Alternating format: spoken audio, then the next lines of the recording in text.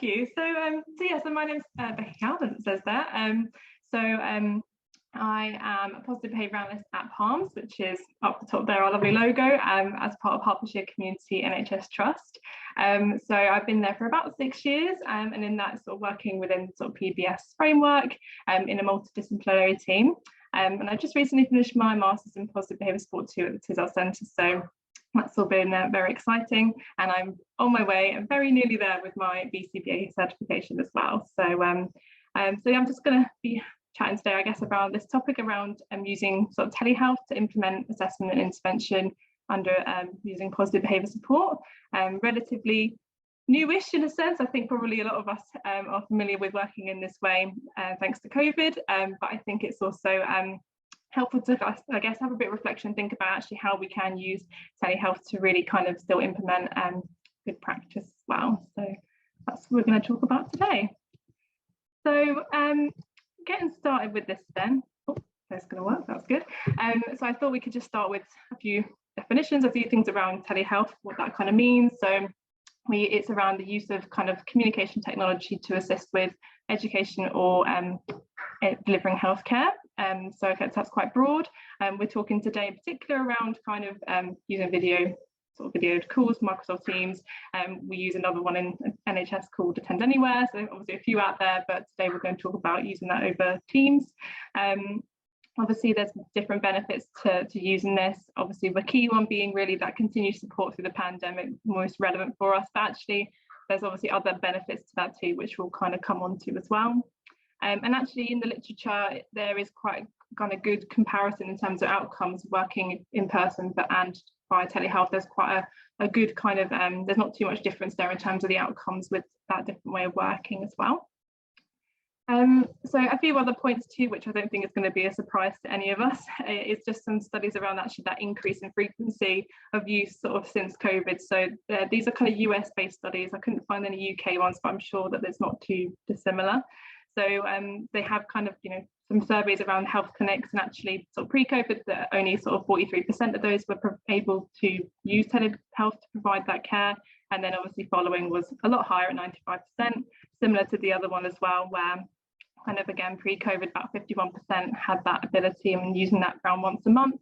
And now since COVID, 100% we're using that on a very regular basis. And I think that's very relatable for us as well in our team. I remember pre-COVID, the idea of using a video call for a session was kind of this sort of really mystical thing, and there wasn't the capacity to do that. And it was all sorts of like, oh, we can't do that, confidentiality. And then 2 weeks later, since the first lockdown, we had all these amazing things where this was possible, and we were having to adapt everything we were doing to make that work. So I think, it's been a learning curve for us all, but actually I think it's helped us to kind of work with that and use some of those benefits as well, and still again be able to put in place some of the things that we would usually be doing in assessment and intervention.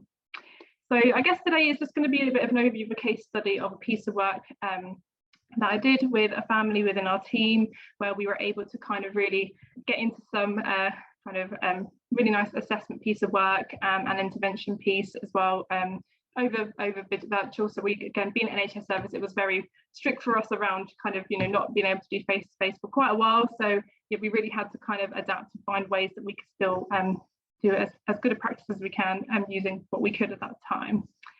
So yes, I'm going to talk through a case study first, kind of look at some data, things like that, and then at the end have a bit of a discussion around actually the reality, I guess, as well of working in a community team.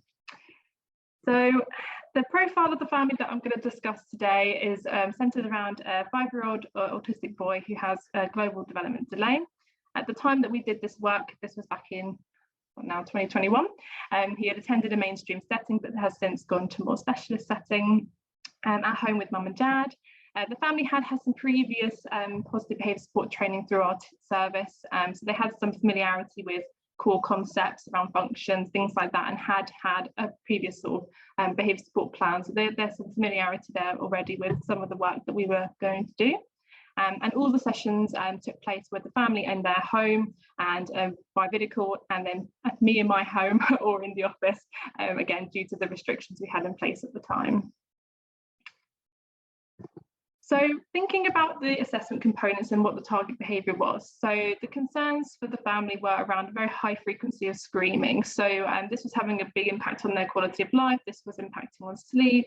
The family lived in a flat block, so it was having an impact on the neighbours around them, and also during the school day as well. So it's quite high frequency, and it also was kind of often then leading on to perhaps some other behaviours which kind of later on came a bit more of a priority through the assessment that we were completing.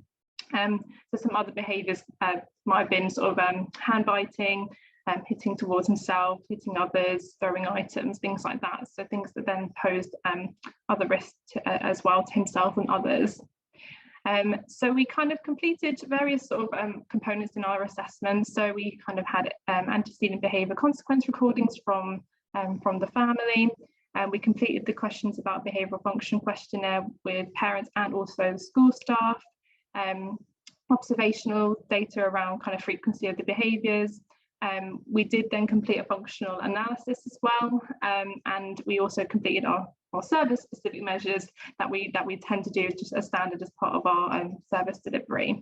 So we were able to do quite a few different measures to try and sort of bring our sort of assessment together, and obviously this was kind of adapted as well to what suits what we were able to do in the time frame we had. So for example, we used the questions about behavioural function questionnaire as, in terms of time, it was quite time efficient to do that versus some of the maybe longer, more qualitative measures too.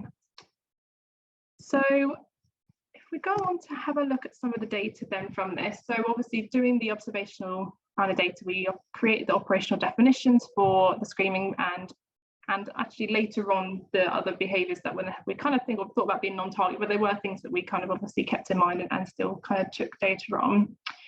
So the observations that we did were 3 30-minute ones via the video call. That was very much just sort of in the background observing, kind of, there wasn't any sort of interaction, just taking the frequency data.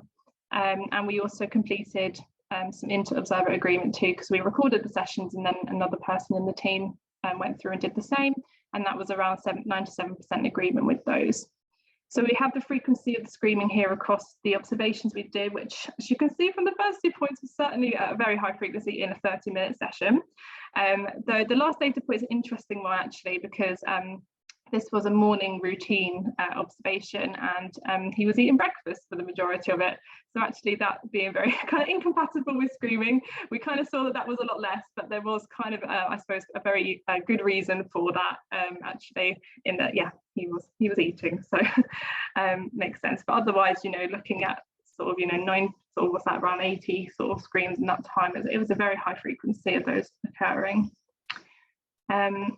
So some other measures there as well, that we have the kind of questionnaire. So this kind of indicated multiple functions from home and school. Actually interesting with the non-social there is that there was quite I suppose, a narrative around kind of thinking that it was sort of sensory behaviour, something like around liking the sound, things like that. So I think that kind of came up quite high, but you know, as you can see as well, lots of the other ones were also indicated too. So yeah, we still kind of hadn't got as clear an idea, I think, of what was going on there.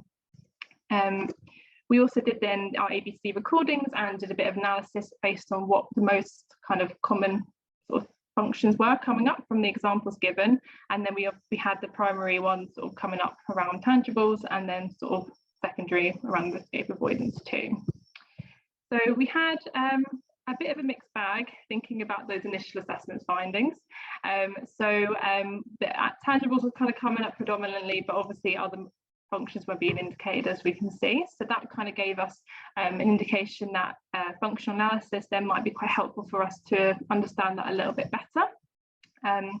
So that's where we kind of went on to design a functional analysis, and then helpfully sort of train our parents then to be doing that themselves. So that was quite a nice piece that we could do.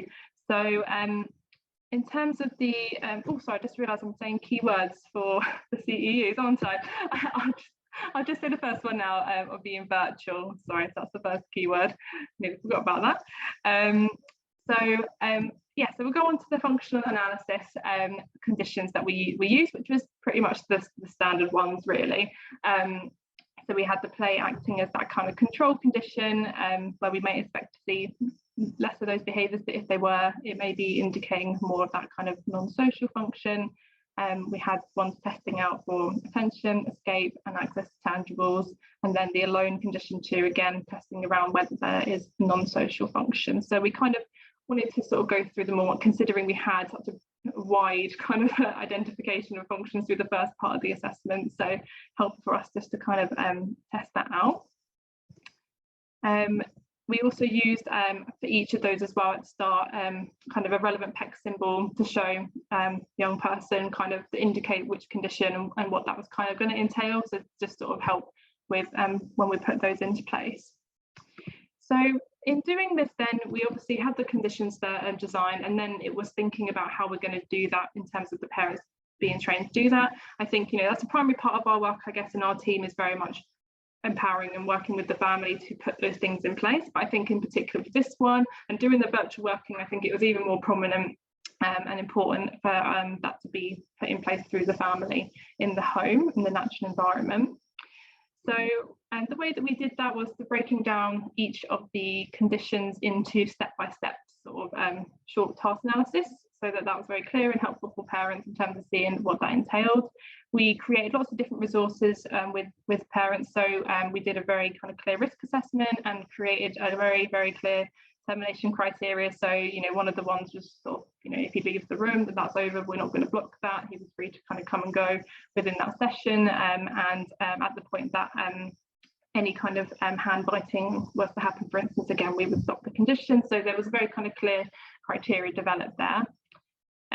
We were able to do some role-playing feedback sessions with family via video call in preparation for that, where we kind of practiced out some of the steps, and I gave some feedback and things in terms of how that was looking, and took some fidelity data on that, which we'll have a look at as well. And then when we put the sessions in place, that was live, so I was there kind of providing minimal kind of input, but just any feedback and prompting as needed as well through the session. And then obviously we continued to take frequency data as well through the implementation of that too. So I just wanted to share some example resources of what this looked like. So this is sort of an example of that kind of breakdown of the conditions using that task analysis. So that's the kind of resource that the family were provided with, in terms of also kind of what resources might be helpful as well. And this was, again, I could not find the kind of nice looking version of this, but this was the kind of example of the fidelity checklist that we used too. So pretty much using the steps and then kind of taking data on that during the training sessions as well. So this is the data. So we used 2 sessions, and each condition lasted 5 minutes as well. And we obviously had then flex time within that to kind of have a break and things between each one, just to make sure that wasn't kind of too much as well. So each condition was repeated 2 times. So we had some interesting things kind of come up here. So we can kind of see from the graph initially in terms of the screaming, you know, we had really high levels in the first attention condition, which well, yeah, and also as well, that was high levels in terms of some of the other behaviours as well.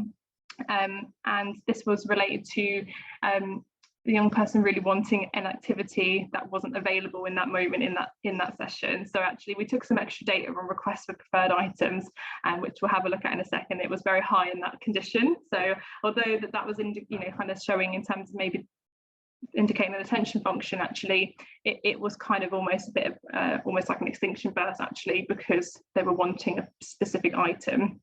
In terms of the other conditions, we also had kind of, you know, fairly highish levels of around the sort of escape condition, and actually in both of these conditions he left the room, left the space, that the session ended sooner, as I think that was a particularly tricky kind of condition for him, which I suppose in itself tells us quite a bit. And then we also then have the tangible condition, which interestingly the first condition we used I think it was like one of an Xbox or something like that was linked to the TV. So actually when the parents were sort of almost having their turn, he was still able to access that, which we hadn't really thought about. We thought he might be really motivated to have the controller himself. So actually he was kind of okay with watching them play. So we thought, oh gosh, we need to change this up. So the second time we did it, we used more like a handheld device. And with doing that, we certainly saw a bit higher kind of in terms of some of those things happening. But ultimately, we did see lower levels in the alone and the play conditions. So it really did indicate to us more about a social function as well. And this is just a graph of some of the other behaviours that happened. And as you can see, that first attention condition where we had that sort of almost like extinction burst around wanting the other item, we saw a very high level of some of those other behaviours happening too. So yeah, it was a kind of a little bit, almost a bit of an anomaly in a sense, how high that was, but we can link it back to that scenario that was happening at the time. And then in terms of the other conditions, the other ones that kind of were sort of second, third highest were the escape from the tangible condition. So yes, it was quite an interesting process, and this was the additional data. So in terms of those requests that were being made for items, we can see that first attention condition, there was quite a lot of requests being made for the things that he wanted, and similarly with the first alone condition as well, and then understandably so also high levels in the tangible. So I think this was quite helpful kind of additional data for us to collect, because it kind of gave us a bit of context to particularly that first attention session that we did. I'll just say the second keyword now, as I'm aware that I didn't say the first one at the start. So the second one I've got is home. So the second keyword is home. Okay. So, and then we have a little look at the fidelity data then. So we have it during the training. We had 2 sessions of the training. Like I say, that was that kind of role play kind of feedback with the parents before we actually did the sessions with the child present. So we did the first session, and then as you can see, the second session, there was a lot more higher in terms of the accuracy with that. And I think we set mastery at around 80%. So we were very happy with that. And then you can see kind of almost when we actually did the sessions, that kind of reduced a little bit, but then by the second one, again, the implementation was accurate. So yeah, that was also a little bit helpful for us to kind of keep track of as well. Lovely. So in terms of bringing that all together then, so we have our initial findings, which were kind of very all over the place, almost with multiple functions indicated, and then we have findings from functional analysis, which kind of indicated more for us in terms of the escape avoidance and access to tangibles. And that kind of led us to be working on the sort of developing our plans and next steps around the escape avoidance and access to tangible functions. So I think this is kind of, really helpful in terms of being guided by some of those evidence that we've kind of gathered through doing the assessment to then develop our intervention. So moving on then to the intervention component. So we developed a plan based on the functions that we kind of identified in the assessment. Obviously, heavy emphasis with our kind of constructional approach around building skills, I suppose not only for the young person, but I suppose throughout also for the family too, helping them build the skills and understanding around these things. So just sort of some key highlights from the plan. We did some functional communication training to request my way, so we kind of used the Greg Hanley protocol around that, and also the denial training, functional communication training around requesting a break, and some other kind of strategies around demands. And we also provided some guidance around generalization and maintenance as well of the strategies. So similarly to before, we did the parent training around implementing this intervention. So similar, again, we created a task analysis of the behaviour support plan for the family, and we used, again, similar kind of behavioural skills training methods using kind of role playing feedback as well in terms of practicing some of these strategies. And we also took some fidelity data too in terms of the implementation, just to help us track how that was going. So these are the examples again of some of the resources that we did. So again, just a breakdown around step by step, and then sort of also then mirroring that with the fidelity checklist that we used. So they're kind of very much just sort of taking those steps and putting that into that data sheet. So this kind of helped just break things down, and when we're practicing again, it made it a lot clearer in terms of how those things would work.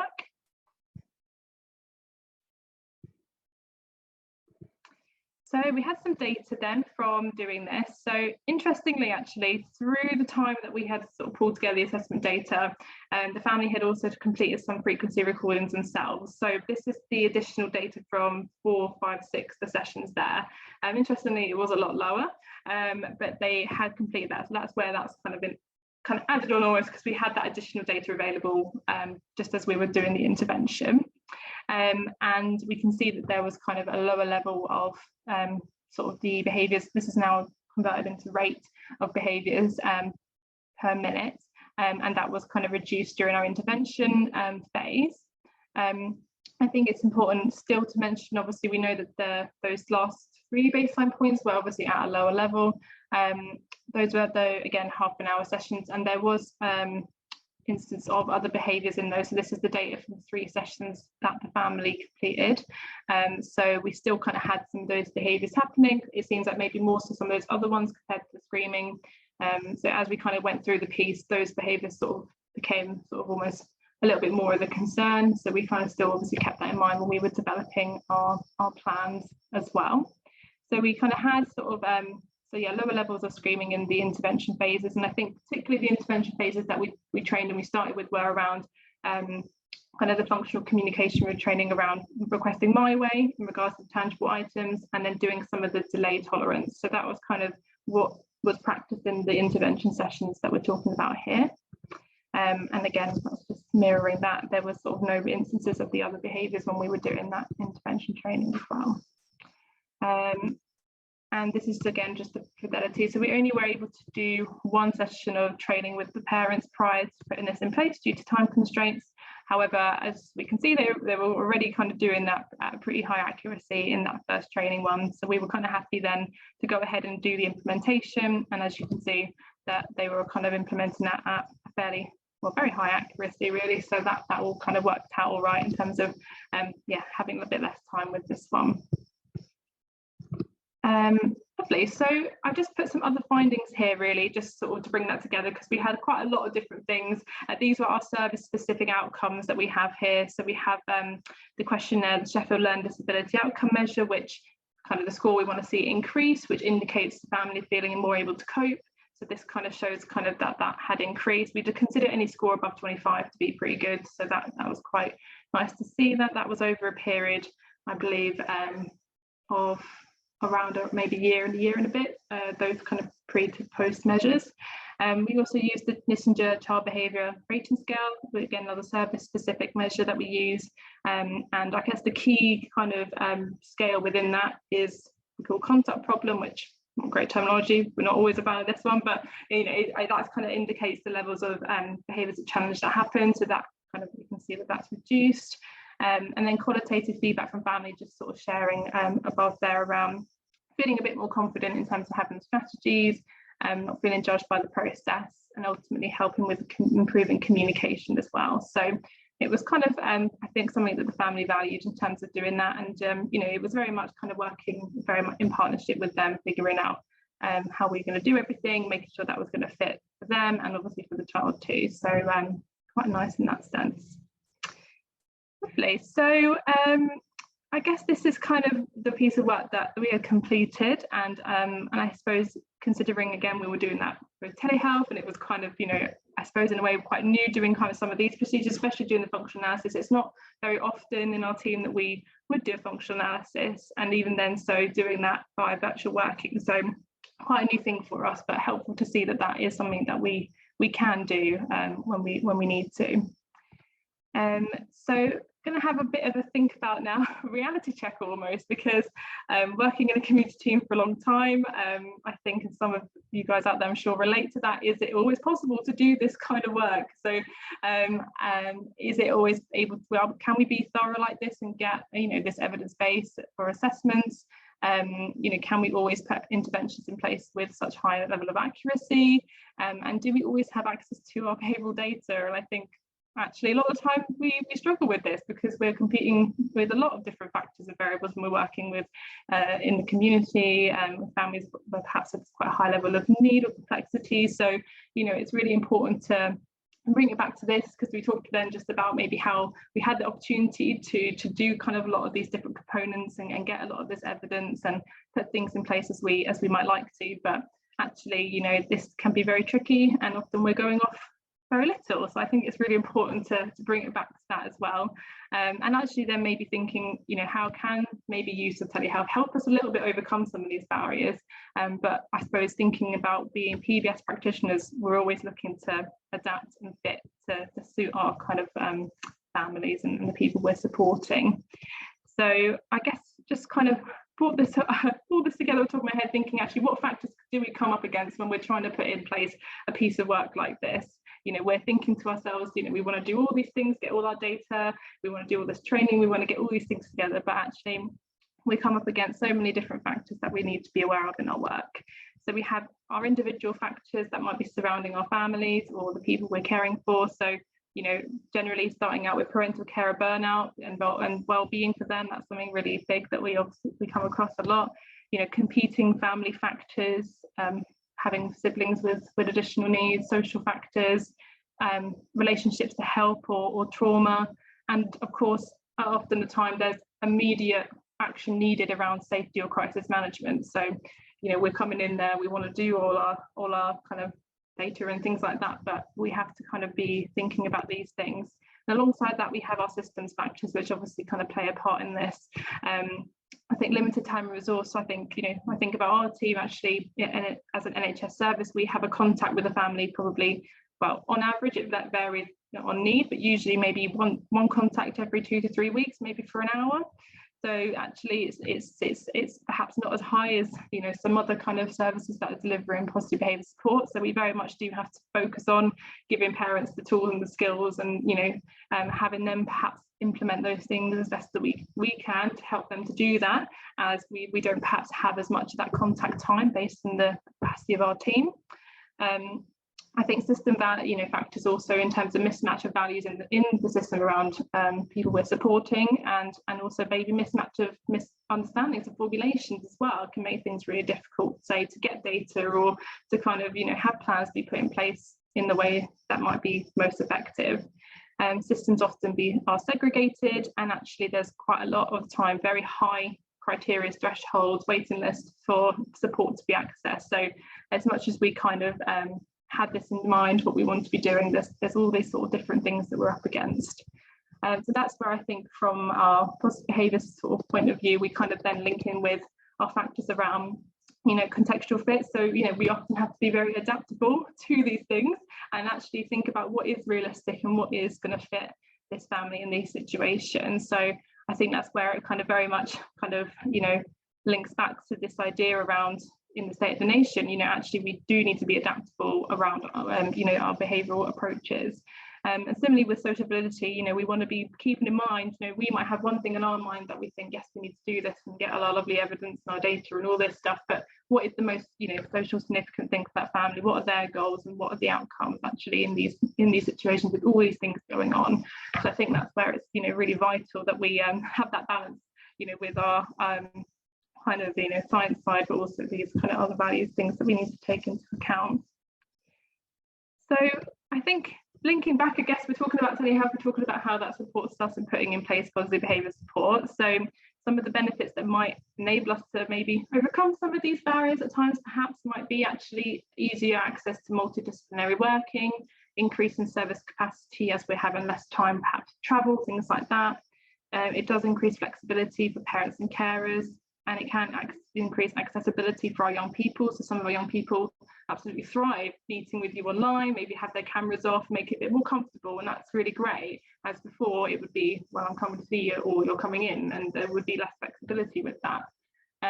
Widening scope of recruitment, that's definitely been beneficial for our team, as we've been able to recruit people that are not geographically necessarily in the area, and obviously less reactivity, which I think for this one particular, I think was really helpful, because I was very much that fly on the wall removed from that. So we kind of got to see a bit more perhaps the real life of what's going on. And understandably though, we have all those drawbacks, which I'm sure many of us who are working in virtually have these, and that's obviously where we kind of we're certainly now moving more hybrids, that we can kind of have a best of both worlds, I suppose. But we have our technology problems as always. It can risk less engagement and more distractions. We want to, sometimes we just have to get in there, right, and see what's going on in the real world. We can't always tell that online, and obviously there might be impacts of some people might not have that access to the internet or technology too. So it's sort of important to be considering these different factors as well. So this is just the last one to finish us off, and I think my last keyword is reality. So that's the last one. So I guess it's just that kind of thinking about this idea of contextual fit and bringing that all together. So I've just taken this from the State of the Nation again about spelling mistake there, that's my bad, but functional assessment should be open-minded as a process and vary in relation to individual needs and circumstance. So I think that is just so crucial, and I think even with the assessment that we talked about, that we did earlier on, that, you know, it could certainly have been, you know, more things we could have done and more sessions and make it more, but actually that was what was possible with the time and the circumstances that we were under. But actually, you know, we have to be thinking about what's real world and what's adaptable to suit our families. And in our team, we all had this thought on that last point, is actually, is it okay that we can be good enough rather than gold standard? Because I think a lot of the time we always have that in us, that we want to do things at the gold standard level, as our training tells us we should be doing. And, you know, actually sometimes it's okay for us to be good enough. You know, it's very often we're in situations where we maybe can't get an ABC chart back, and we kind of have to work in the way that we can still to support the families. So that's everything from me. I don't know if there's still time for questions, but that's all I've got.